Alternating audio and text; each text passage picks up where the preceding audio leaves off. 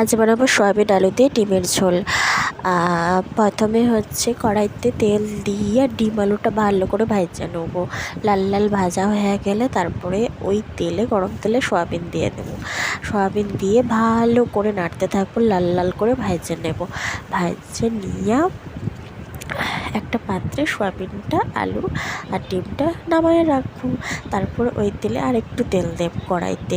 তেল দিয়ে ভালো করে পেঁয়াজ, আদা, রসুন, টমেটো, কাঁচা লঙ্কা দিয়ে মশলাটা ভালো করে কষে নেবো। লাল লাল কষা হয়ে গেলে আলু আর সয়াবিন দিয়ে ভালো করে একটু নাড়াচাড়া করে নেব, কষা কষা করে নেব।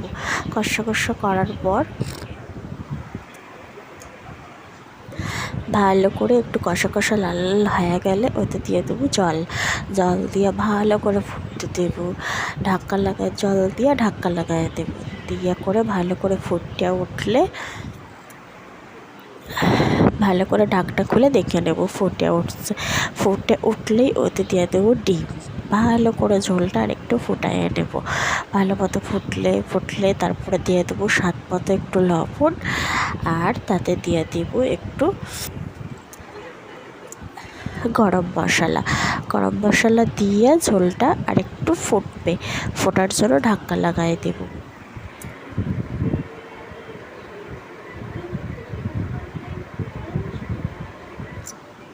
ঢাকা খুলে দেখে নিলাম ডিমের ঝোল রেডি, ফুটতে থাকলো।